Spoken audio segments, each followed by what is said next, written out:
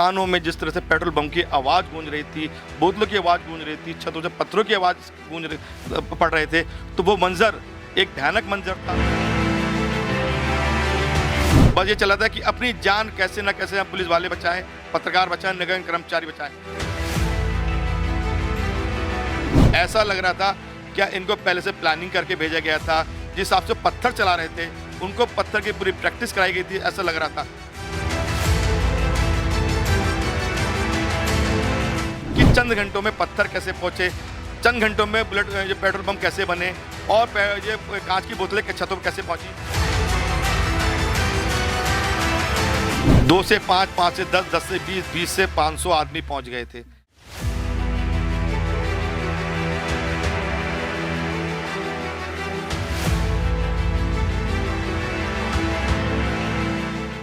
आठ फरवरी को हल्द्वानी के वनभुलपुरा में अवैध घोषित मदरसे और नमाज स्थल को ध्वस्त करने पहुंची नगर निगम और प्रशासन की टीम, साथ ही साथ पत्रकारों पर हमला किया गया।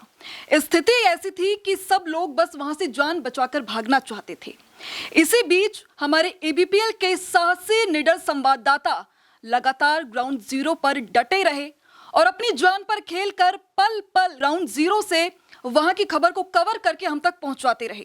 एक ऐसे ही साहसी संवाददाता, हमारे एबीपीएल के साहसी संवाददाता इस वक्त हमारे साथ मौजूद हैं, मुकेश सक्सेना, जो लगातार अपनी जान पर खेलकर ऐसी स्थिति में जब अपनी जान बचाकर भागना वहां से बेहद जरूरी हो गया था, उस वक्त भी वहां पे डटे रहे। तो सर, मैं सबसे पहले जानना चाहूंगी कि वो मंजर कैसा था।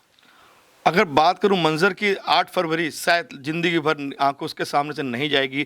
कानों में जिस तरह से पेट्रोल बम की आवाज़ गूंज रही थी, बोतलों की आवाज़ गूंज रही थी, छतों से पत्थरों की आवाज़ पड़ रहे थे, तो वो मंजर एक भयानक मंजर था।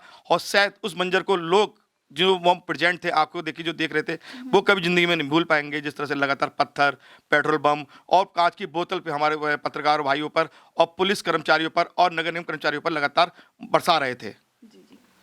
तो जैसा कि आपको भी काफी ज्यादा चोटें इस वक्त आई है, हम देख सकते हैं, तो आप मुझे बताइए कि उस वक्त आप कहां पर मौजूद थे जब ये हमले अचानक से कैसे शुरू हो गए।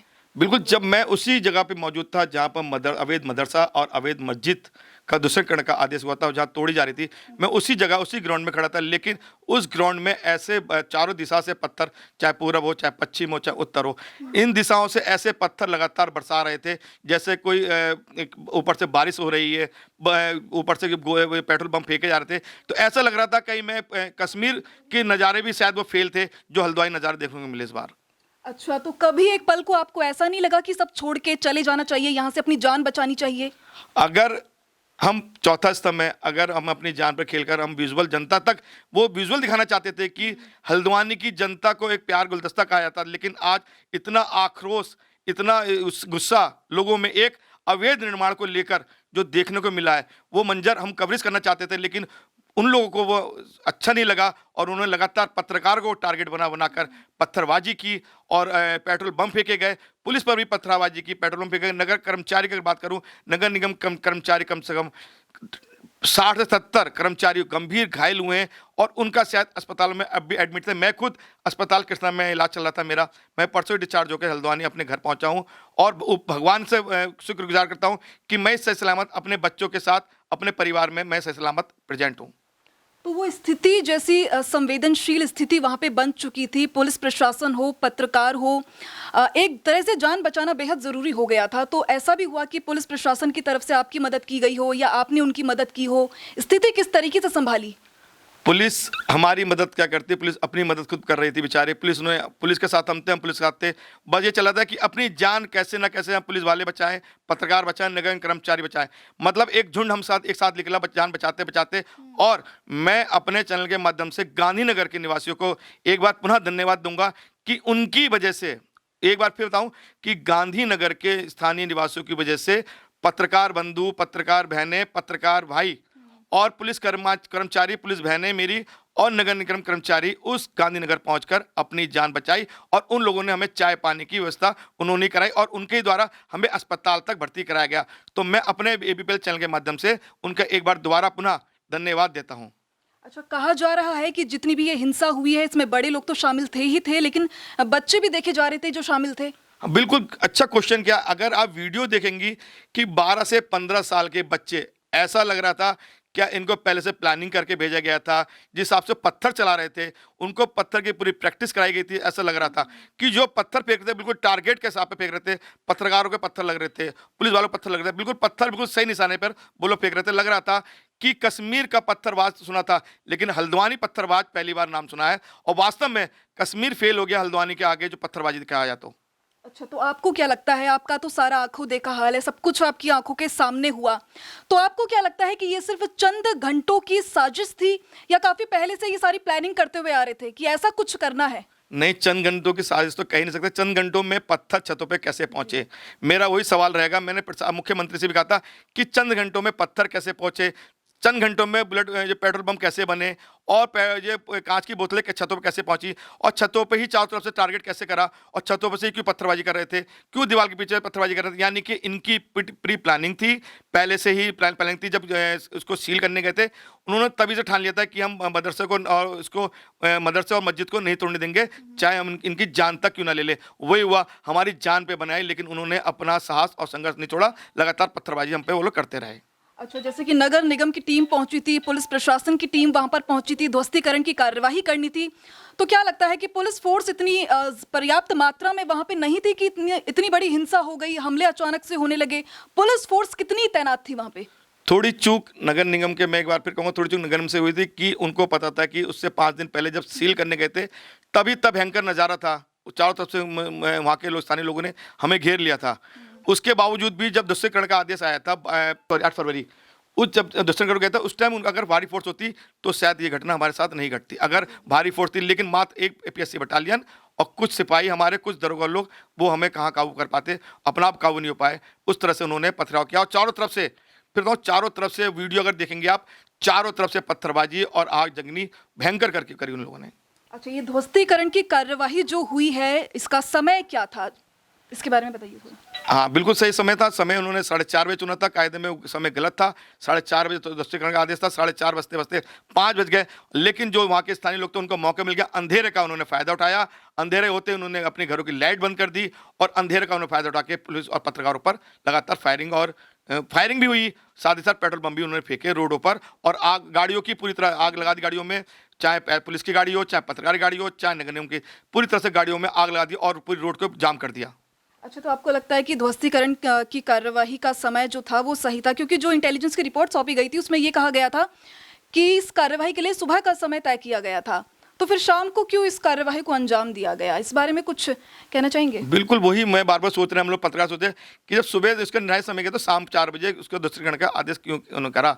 तो यही हमारे दिमाग में समझ नहीं आ रहा है। ये क्वेश्चन हम लोग बार बार पूछ रहे हैं प्रशासन से।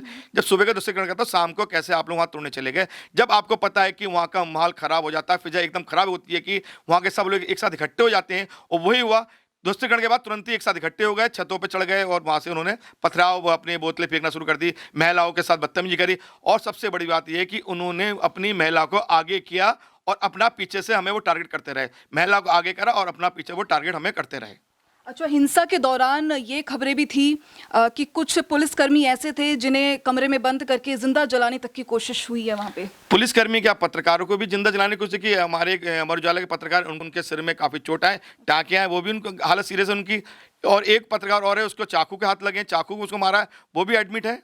लेकिन सच्चाई ये है कि उनका प्री प्लान था, और प्री प्लान को मैं अपने चैनल के माध्यम से सरकार से कहना चाहता हूं कि हमें न्याय चाहिए कि जिस तरह से पत्रकार पुलिस को मारा है उसका हमें न्याय चाहिए। जो भी दोषी हैं उनके खिलाफ सख्त से कार्रवाई हो। हम ये नहीं चाहते कि निर्दोष कोई जेल जाए। हम चाहते हैं जो भी दोषी हो, चाहे कोई जात का हो, किसी धर्म का हो, उनको सजा मिलनी चाहिए। अच्छा, जैसे कि आपने बताया कि आपने प्रशासन से कई बार ये पूछा कि सुबह का समय दिया गया था लेकिन शाम को कार्यवाही हुई है, तो प्रशासन की तरफ से कुछ कहा गया है इस मामले पर? बिल्कुल, नगर आयुक्त खामोश रहे, उन्होंने कोई जवाब ही नहीं दे पाया। उन्होंने कहा कि हमारा समय ये है, हमें प्रशासन ने, पुलिस प्रशासन ने हमें इस टाइम पुलिस अवेलेबल कराई, इसलिए हमारा समय ये है। इसके अलावा उनके पास कोई जवाब नहीं था। उसका नतीजा सबने भुगतना पड़ गया सबको। अच्छा, कार्यवाही के दौरान वहाँ पे कौन कौन से अधिकारी वहाँ पे मौजूद थे?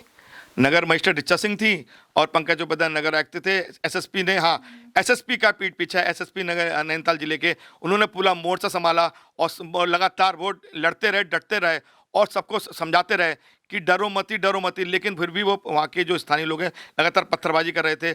उसमें कप्तान का बहुत सराहनीय कार्य रहा कि पत्रकार बंधु और हमारे जो कुछ कर्मचारी हैं पुलिस प्रशासन के द्वारा गांधीनगर तक हम लोग सही सलामत पहुँचे हैं। वो एसएसपी का धन्यवाद दोबारा देना चाहूँगा।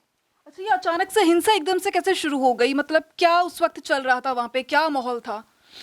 2 से 5, 5 से 10, 10 से 20, 20 से 500 आदमी पहुंच गए थे, इकट्ठे करते रहे। और जो अगर बात करूं मैसेज द्वारा भी उनको बुलाया गया, व्हाट्सएप के मैसेज द्वारा भी बुलाया गया, कॉलिंग करके ही बुलाया गया था। ऐसा लग रहा था नज़ारा, वो नज़ारा शायद कश्मीर में हमने टीवी में देखते थे, लेकिन आज हल्द्वानी को जो एक प्यारा गुलदस्ता कहा जाता, उन गुलदस्तों को पूरी तरह से ख़त्म कर दिया उन लोगों ने। जो भाईचारा था भाईचारा भी लगभग ख़त्म कर दिया उन्होंने। इस कंडीशन में हम आज भी भाईचारा मानते हैं, लेकिन हम ये जानना चाहते हैं कि मीडिया की क्या गलती थी। मीडिया कवरेज करने गया था ना कि मीडिया पत्थरबाजी करने गया था। मीडिया को आपने टारगेट क्यों किया? आपने मीडिया की टारगेट क्यों किया और पुलिस को टारगेट? पुलिस भी अपनी सुरक्षा, आपकी सुरक्षा के लिए गई थी। पुलिस भी कोई बवाल करने नहीं गई थी, ना मीडिया बवाल करने गया था। लेकिन बवाल आप लोगों ने शुरू किया और आप लोगों ने खत्म किया। बेगुनाह आप लोगों ने पत्रकारों को मारा, बेगुनाह आपने पुलिस को मारा। तो जैसे कि अभी हमने हमारे संवाददाता से बातचीत की, किस तरीके का उस वक्त वहाँ पे मंजर था, स्थिति किस तरीके की थी और कैसे लोग अपनी जान बचाकर वहां से सिर्फ भागना चाहते थे। पुलिस प्रशासन की किस तरह से मदद की गई, पत्रकारों की किस तरह से मदद की गई और पत्रकारों ने भी पुलिस प्रशासन की जो मदद की है, ये सभी चीज़ हमने आपको आज की इस रिपोर्ट में दिखाई है। और जो भी इस खबर से जुड़ी कुछ भी अपडेट अगर हम तक पहुँचती है तो हम ये आपको ज़रूर दिखाएंगे। तो इस रिपोर्ट में बस इतना ही। मैं अपने सहयोगी लावांश के साथ निधि बिष्ट, हल्द्वानी, ABPL न्यूज़।